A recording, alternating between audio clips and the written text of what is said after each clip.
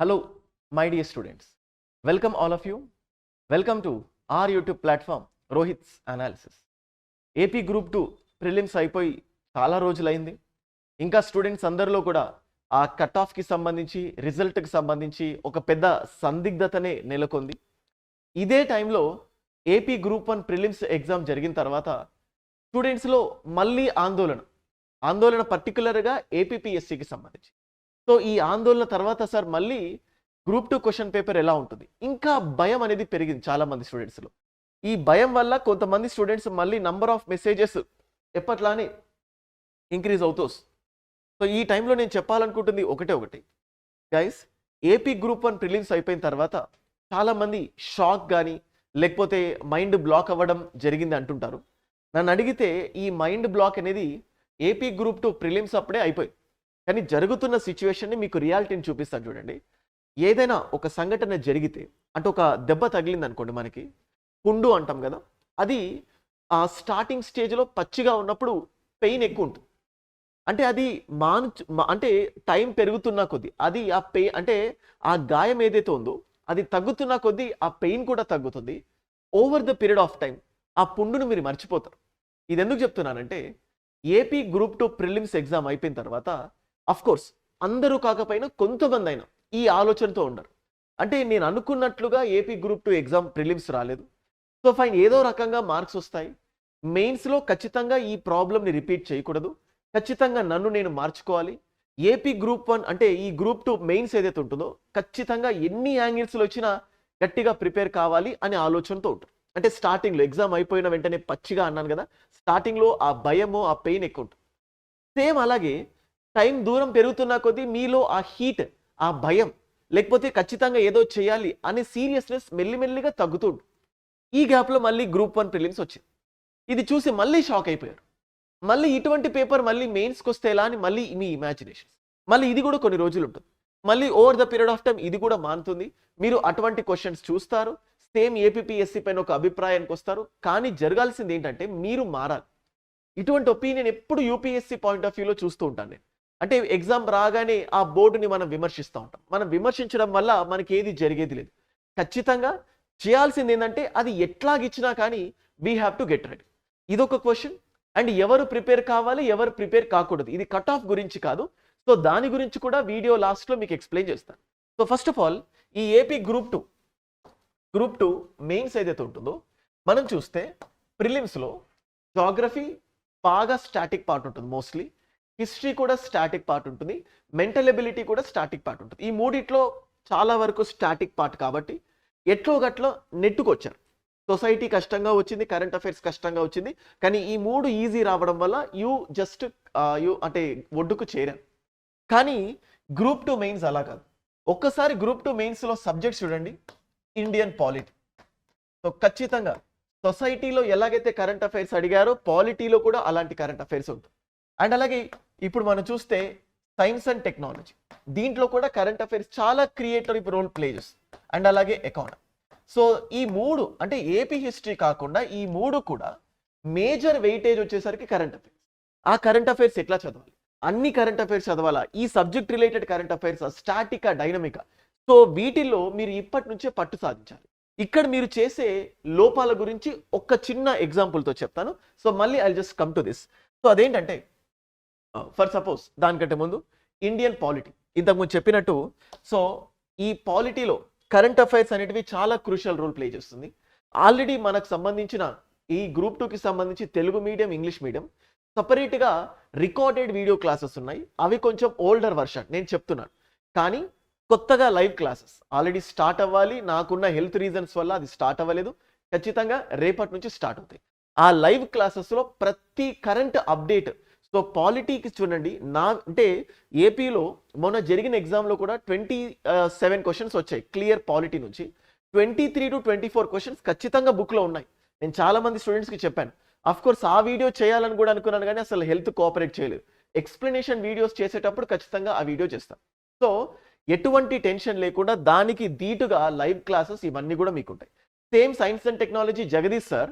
So news paper clippings ఏవైతే ఉన్నాయో దాన్ని బేస్ చేసుకొని ఎగ్జామ్లో క్వశ్చన్స్ ఎలా వస్తాయో ఏంటో అవి కూడా చేస్తున్నారు.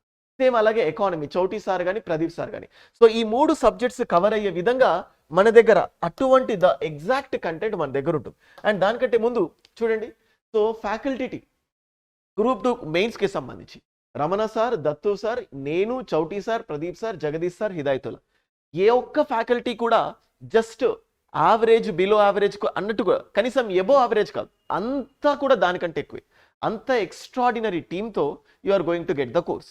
ఈ కోర్స్ని కూడా ఆల్మోస్ట్ 10,000 పైగా ఉన్నటువంటి కోర్స్ని ఆఫర్స్తో 3,500 రూపీస్కే బేసిక్తో ఈ కోర్సులో అన్ని బేసిక్స్ కవర్ అవుతాయి. అండ్ అలాగే ఇదే కోర్సులో మిషన్ నిర్వాణ 2.0 ఇంకా స్టార్ట్ అవ్వలేదు. చాలా మంది అడుగుతున్నారు. ప్రిలిమ్స్లో ఈ కోర్స్ తీసుకొచ్చి చాలా సక్సెస్ అయ్యాం.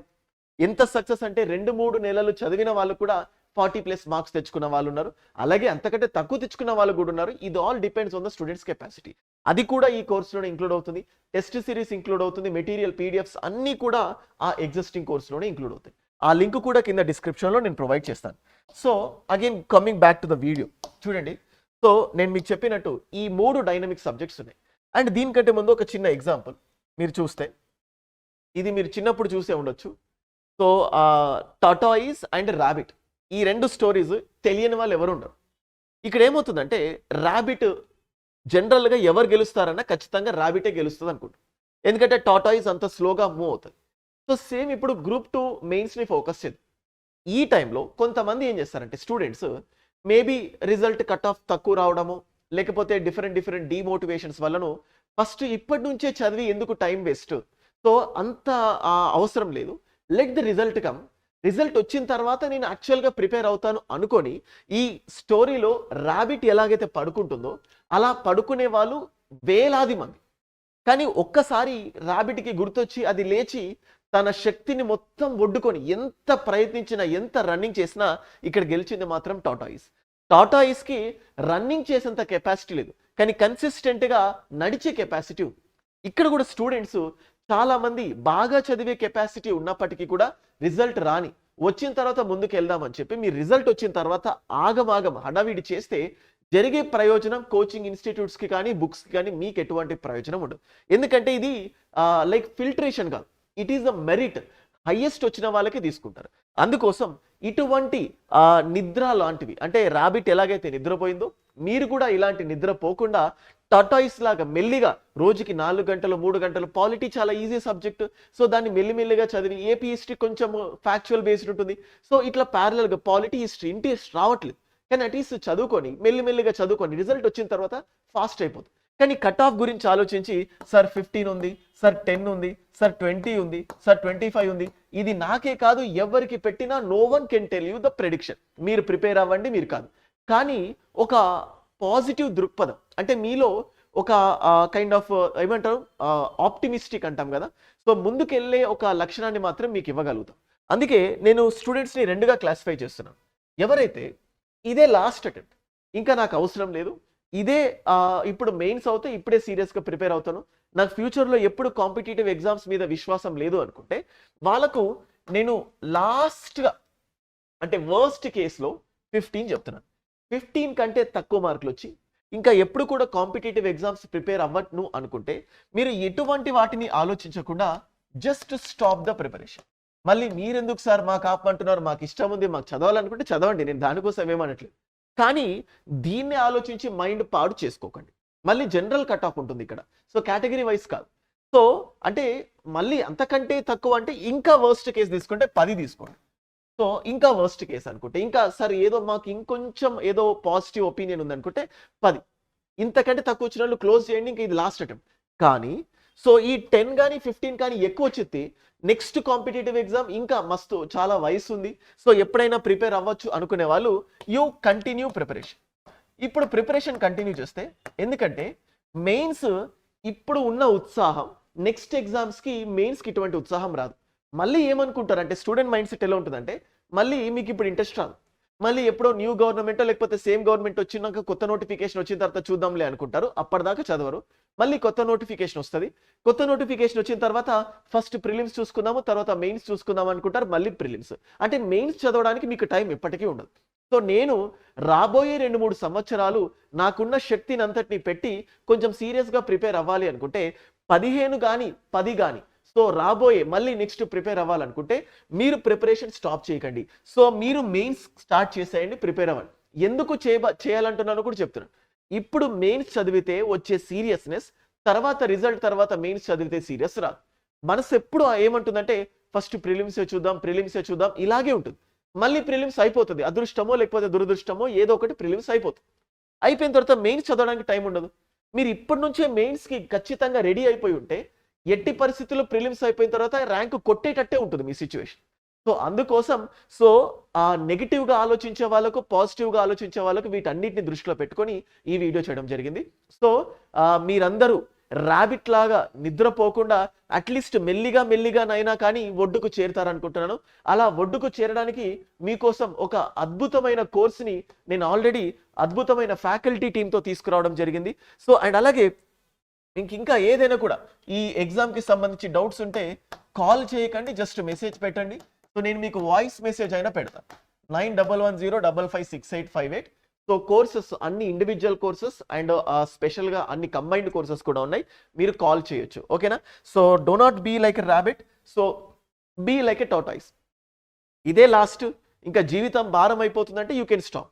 సో మళ్ళీ ఫ్యూచర్లోనైనా చూస్తాను, కనీసం నేను లీవ్ తీసుకున్నాను, ఇంకొక నెల ఎలాగో లీవ్ ఉంది కదా, టైం వేస్ట్ అయ్యే బదులు అప్పుడైనా మెయిన్స్ చదువుకోండి. సో ఐ హోప్ మీరు దీన్ని పాజిటివ్గానే తీసుకుంటారనుకుంటున్నాను.